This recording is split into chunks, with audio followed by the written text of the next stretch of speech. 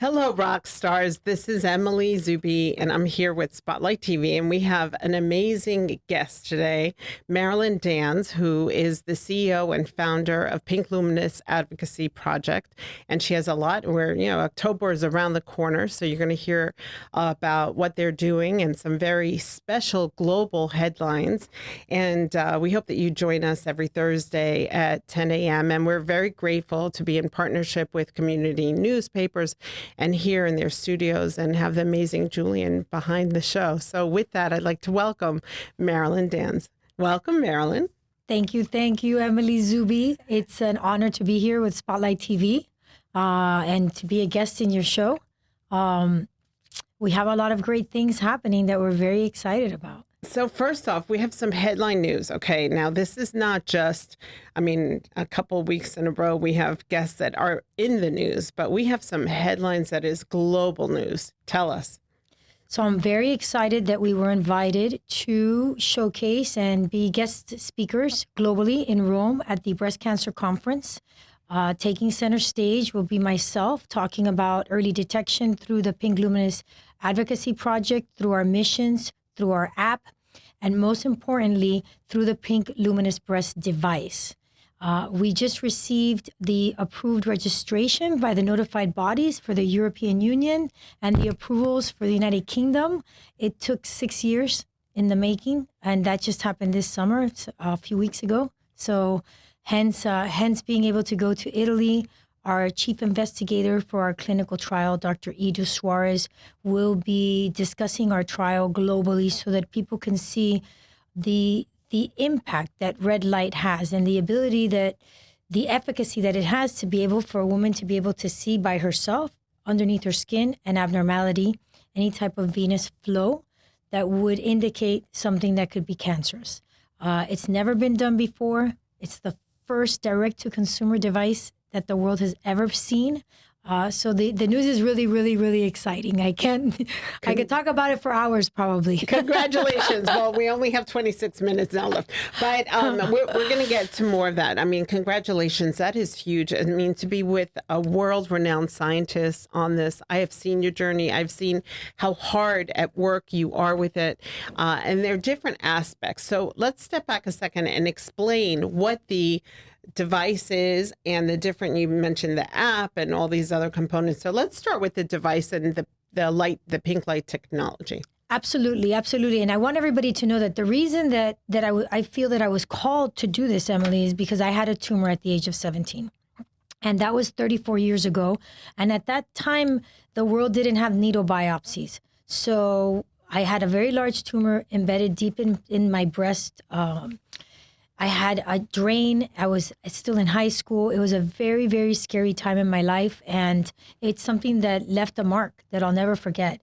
And I was fortunate enough that the biopsy came back later that it was not cancer. So I was blessed that it wasn't. But I do have to live an awareness lifestyle because my body produces tumors. And since then, I have had many needle biopsies. And I'm just grateful that I'm able to have these needle biopsies and that the technology is available that they could now, without having to remove the entire tumor, check it. And so when I held the first Pink Luminous Breast device in my hand, I went all in.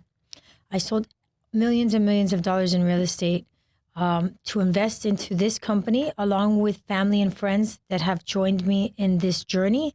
It's been a long journey, but the technology is amazing. So going to the technology, it's red light, very safe. You can use the Pink Luminous Breast on your face to create collagen because red light creates collagen and helps with anti-aging. So there's no counterindications to the red light. We have the patent to illuminate the breast tissue to be able to see the vascularity. So you'll see all of your veins like black lines on a map. And if you have something abnormal, it would show up as a dark shadow. The clinical trial was an IRB double-blind study. It was done in Puerto Rico, which is United States, which is amazing because we live in a world where big companies are no longer doing their studies in the United States. They're doing them abroad. And for us, it was important that it was a U.S. IRB double-blind study. The efficacy actually came in above mammography, which we were even surprised that it would come in that high. And because of that, that was a clinical trial that was published in the medical journals. It was later peer reviewed by Frontiers in Switzerland. And so it's part of the journey. That was year 4. And now we're in year 6. Very excited. That's wonderful. I'm happy to turn it on just so people can see. There's a lot of lights in here. So the Pink Luminous Breast is a device that you're going to want to use at home with the lights off. And what it'll do is that you'll be able to see inside, right through your skin.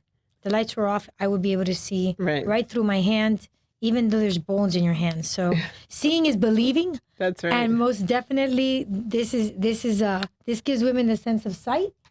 And I want to share my story because I met Marilyn before we honored her. She was a Rockstar Award recipient, and I went to her office one day and just, I was immediately just impressed with the whole device. My mother had breast cancer in her 30s, so it's something in our family that, and she was the motivation behind establishing 50 Shades of Pink, our annual event.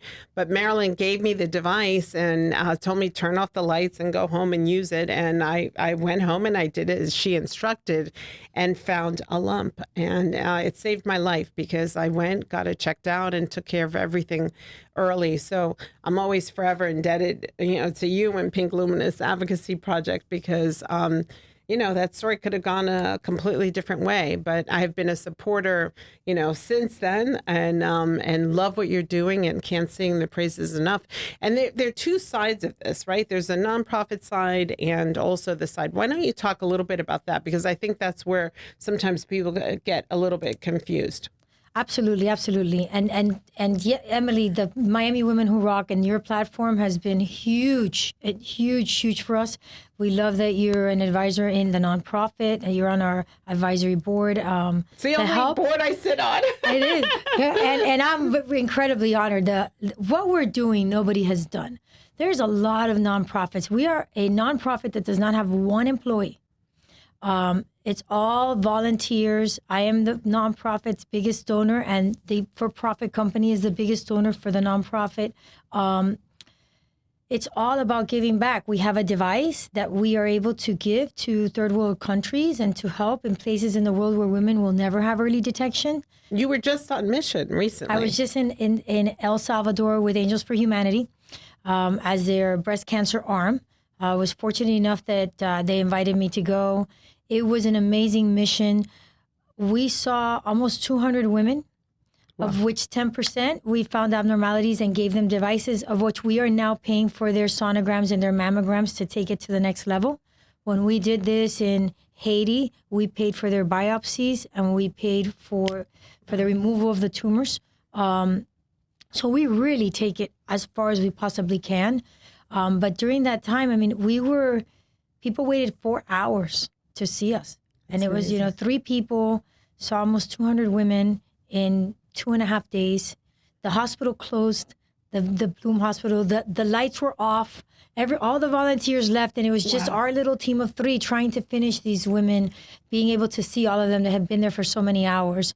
And it's sad when you see the desperation and how long they wait because they want to know, and they may have a family member or they may have had an issue in the past. And, I think that knowledge is power. Absolutely. And also, too, the stat used to be 1 in 8. I don't know, you can tell me what that is now. But when we started doing 50 Shades of Pink and we would do the Pink Warrior Award and we would do a medallion, our medallion, as you know, was designed by Jackie Grand Mosaics. And it's an image of a woman bathed in healing light. And we would give the medallions out. And every year, our event from 2014, our first one, doubled the warriors that we had. Each year, we had more and more. We couldn't keep up. One year we had 30 medallions made, and I think we had 35 survivors that year. So unfortunately, this is, breast cancer is still very rampant, right? Absolutely, absolutely. So the good thing about the Pink Luminous breast device that's owned by Silk Pro, it's a for-profit company, but we have a social responsibility. So there's not one large company in the world that's publicly traded that doesn't have a nonprofit attached to it that's giving back and helping, in our case, to create health equity. And through the Pink Luminous breast the Pink Luminous Advocacy Project, in reality, because that's the nonprofit, we're able to pay for research, we're able to pay for missions, and we also created an app, which is very important when you're talking about the numbers. Why? Because 70% of women, that app is very important. It's free, it's unisex, it's multilingual, and it talks to you. We're coming out with the second version of our app for October. So please go to Pink Luminous AP. I think it's on the screen to pinkluminous.ap.com so that you can go into our website and find out more information about the app and the things that we do via our missions. And so when it comes to the app, it's about education, like making sure that your young teenage girls learn that it's not taboo to touch themselves, that it's something that we have to do. And men also. I mean, testicular cancer is also on the rise. But when you talk about the numbers, it's still 1 in 8. But the difference is that, and people say 1 in 8, and that's a number that everybody, they go by quickly. Number. But at the end of the day, you should think about it more that it's every 12 minutes a death, every 2 minutes a diagnosis. In the United States, every 12 minutes a death, every 2 minutes a diagnosis. In other parts of the world, the numbers are 5-6 times that. But the big impact, which our PhD fabulous team that we have put together recently after talking to the World Health Organization, which we had amazing conversations with them on where we were going and what we were doing. And they said to me, he said, Marilyn, you need to address what's happening under 40. And we went ahead and did all the statistics. The death rate for women under 40 is actually going up. And the death rate for women over 40 is going down. So now you're seeing a lot of more younger women. Wow. And what happens is that the younger women don't have a way to have early detection, and their cancer is actually more aggressive than a woman that gets cancer at an older age. Because women are able to do mammograms at age 40 and the insurance is paying for it, and because treatments, thanks to all of the cancer hospitals and the Miami Cancer Institutes and the Sylvester Cancer Centers and all of the amazing places in the world that are doing all this research, they're able to really isolate the cancer, see which chemo works best for it.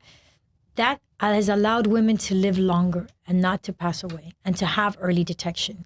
Because if you catch it in stage 1 or stage 2, you have a 95% combined life expectancy. If you catch it in stage 4, it's a 70%. Wow. It's day and night. It's the difference between life and death. We had an interesting, a young woman at the age of 26, when our first year of doing 50 Shades of Pink, and she was at our event, and we had done Stiletto Strut with her, and she worked for a big department store. She was one of our partners, and she had felt something. She went to the doctor and said, no, you're young, nothing to worry about. Anyhow, she told one of the women in our group and one of our charity partners, and she said, no, get it checked out. And it was breast cancer. I mean, she's, 26 years old. She's alive today. She always says, thank goodness for Miami Woman Who Rock, because, within that, she met community, and, she had met Andrea Ivory, and Andrea Ivory set her up with, the right doctors and everything else, and told her to get a second opinion, and that, that's a fallacy of the age. And, thank goodness that woman is still alive, got it, Actually, the recent, and there was an article that came out yesterday, the most recent studies show that from age 30 to 39, it's going up by 19%. It has gone up 19%. That's a big jump. That's huge. It's going up a lot with younger women. Do they think that has something to do with fertility? And I mean, I do a lot of work with the fertility clinics, and we were talking to them about, even breast cancer, women that want to freeze their eggs before going through chemo. But what we also find is that so many women now, we have our YPP, that they're putting off starting a family till later in life. So is there a connection at all between first pregnancy and, It's an amazing question, which nobody has been able to answer yet. Okay. We'll come back with that. We'll come back with that. Yeah, there's a lot of studies going on and all over the world. And there's some places in the world that the numbers are incredibly high, like 3 to 4 times what a country close to them is. So there's a lot to be said for that. Definitely, the reasons why nobody knows. I mean, some even say it's because of stress. Believe it or not, so it's very interesting, but it's sad it's an epidemic in itself. You know, you think of breast cancer and you have all of these foundations that are raising awareness and education. At the Pink Luminous Advocacy Project, we actually have teeth into it. Why? Because we have the Pink Luminous breast device and we have the app and we're doing mission trips. So the money 100% goes to research. So important. Yeah, it really, really goes to where it needs to go. There's nobody on payroll. And that's huge. You know? I've been to your offices. I know that for a fact. So we talk about fundraisers, and this is important. So Miami Woman of Rock, we have our annual 50 Shades of Pink, and our Rockstar Awards, our Pink Warrior. Your sister-in-law, Heidi Dans, was our Pink Warrior this past year, and we have someone already for next year. But one of the things that we want to talk about is an event that you have coming up. It's your second annual Light Up the Night. So, and it's so much fun. I mean, this event is nothing that you would expect. And I always like that. And I go to so many events that when I go to an event, I want good food and good people and a good environment. So talk about Light Up the Night. We're very excited to have our second Light Up the Night on October the 19th. It actually is the same day, but last year was Wednesday. This year's a Thursday. Okay. Maybe we'll do October the 19th next year and it'll be a Friday. So, last year was amazing. All of our donors got to enjoy a beautiful candlelight concert. We had a filet mignon carving station. I'm always a little bit different.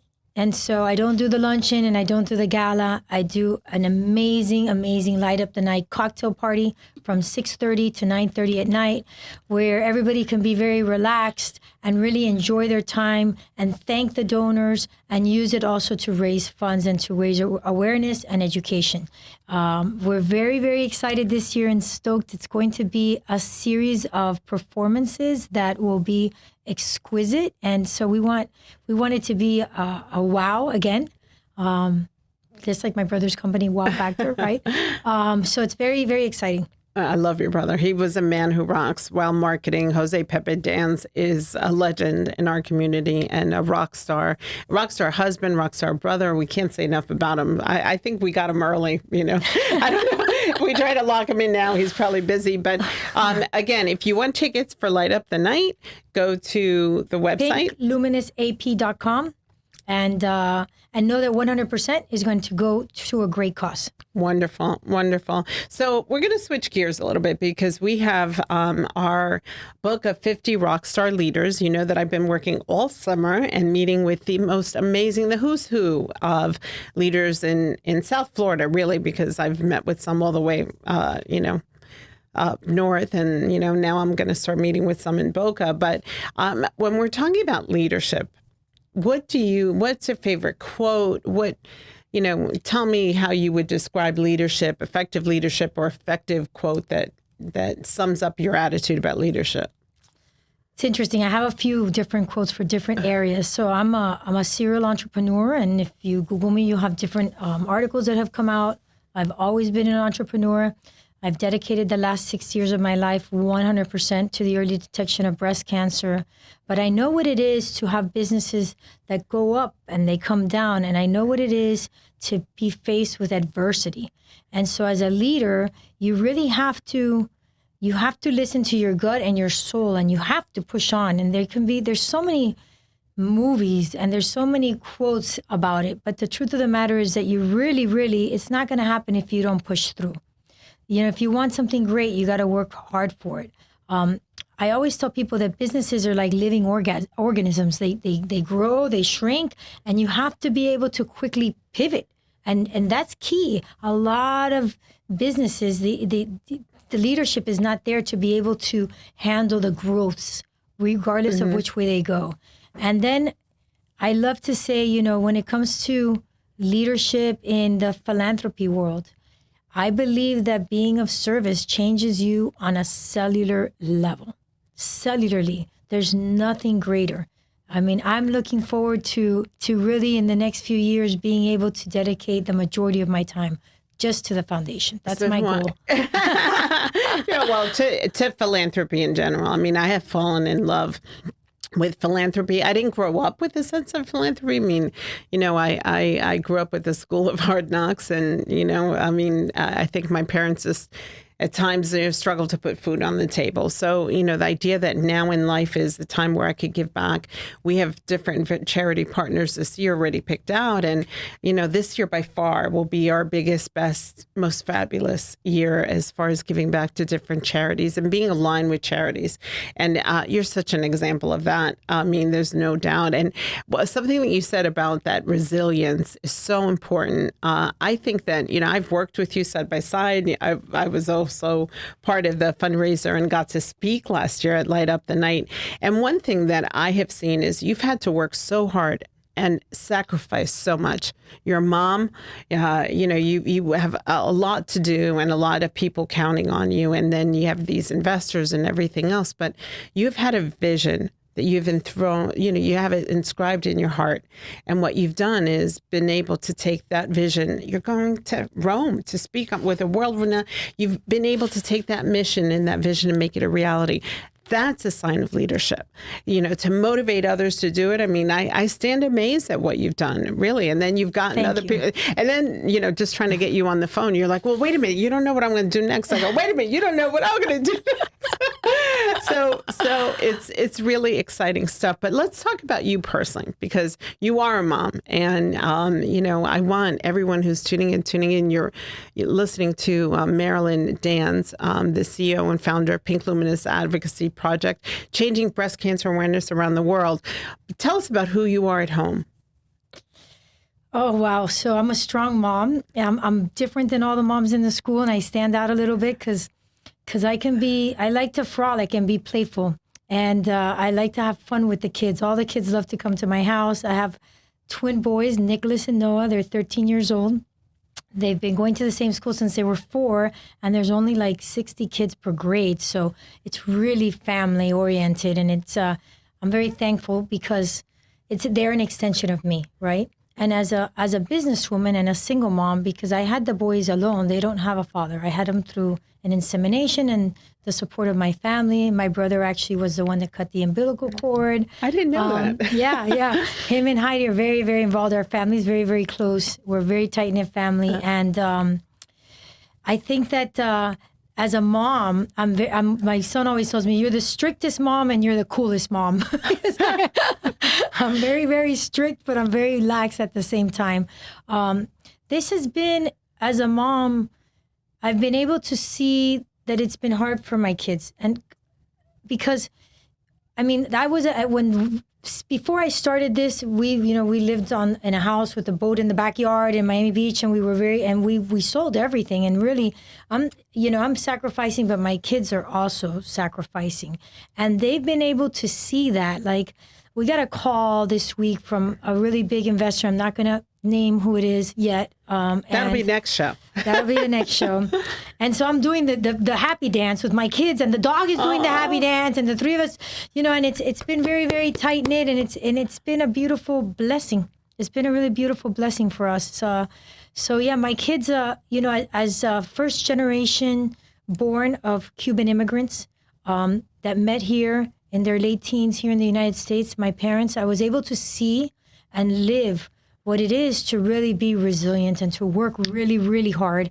And I think that my parents really showed myself and my brother, who's an amazing entrepreneur on his own, what it is to really push for the things that you believe in. And I'm happy to say that my kids, this has been a blessing. It's been hard, but they're taking that experience with them in a really big way. That is absolutely beautiful. And you can say the darndest things because, I'm Puerto Rican Irish, and but I've got a Cuban soul. And my son, who also, grew up with the Zubi Zareta name, I'll never forget, we needed to get his passport in Russia, and we're at the post office, and his grandmother, who's a legend in our community, that is Zubi Zareta, the founder of Zubi Advertising. I mean, the woman is the Smithsonian Institute. And she would tell him stories about Gamma Weight. And so we were at the post office, completely renewing his passport. And they said, where were you born? And I go to say Miami. And they go, no, ma'am, you need to let him answer the question. And he goes, in Camagüey. Kamala. I go, you weren't born in Kamala. He goes, ma'am, don't be. He thought it was just, he could have gotten us arrested. But, the point is that the kids sense that pride, and they really, those stories are so important to raise them with, who you are, that sense. My dad was a real entrepreneur, and there's no doubt that I got my sense of entrepreneur from him. And I just love to work. It's amazing. It's amazing. Nicholas and Noah also, I left him at a play date a few years ago, and I go to pick him up, and the father comes out and says, I asked your kids where they're from, and they said they were Cuban. How'd you get them to do that? And I said, we're very patriotic Cubans. So it's really neat when you're able to get the kids to really, and through music and through certain things about your culture, the roasting of the pig for Christmas Eve. I mean, my kids don't eat it, but they want to see it and they want to be a part of it, right? So sounds like a plan. Tradition. I think I need to make it there for Christmas Eve. Absolutely. So we have just a few minutes left, and I want to touch on something very personal. And I believe that behind every setback is worthy of a comeback. And you are someone who I saw go through a couple setbacks, and if you don't mind sharing, with our audience, just this became very personal for you this year.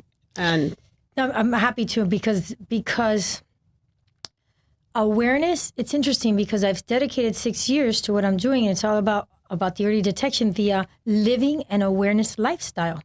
And awareness, for these last 6 years, I've tied it to the breast cancer awareness and early detection. But I went ahead and I did my first colonoscopy. And they found a 4-centimeter tumor, which is very large. And they actually told me it was cancer. And at the end of the day, my brother, luckily, very quickly through Sylvester Cancer Center, got one of the most amazing doctors, Dr. Sands, to see me within days. It was Easter weekend. And I saw him that Monday. He called me Monday morning. It was a Wednesday before Easter. And then on Monday morning, he called me and he said, Marilyn, can you see me today? And then the next day he's like, I'm doing procedures, just come in so that we could get it out and biopsy it. And I was lucky that it's not cancerous. I've already gone through 3 procedures for the removal of the tumor. But what I realized is that I've been called to do something else now. The breast awareness app that is being relaunched, the breast piece for October, is actually it's going to continue to grow over the next few years, and it will be an awareness app in general. So I want to create the Alexa for awareness, which means that the app will talk to you and wish you a happy birthday and tell you, hey, you're 45. I thought the colonoscopies were 50. They're actually at 45. Had I gone at 45, my tumor would not be 4 centimeters. Wow. I mean, it was very, very large. There's things like, I think we live in a world where we're so busy and doctors are so busy that there's a lot of things like that. My kids are eligible for the HPV vaccine. These are things we need an information center that's going to notify us of what we're supposed to do. And so we are creating that for cancer in every type of cancer that exists. That is wonderful. That is really big news. Again, you've been, this has been a wonderful chat with Marilyn Dans, the CEO and founder of Pink Luminous Advocacy Project. If you want to join us for Light Up the Night, you can find tickets on their website.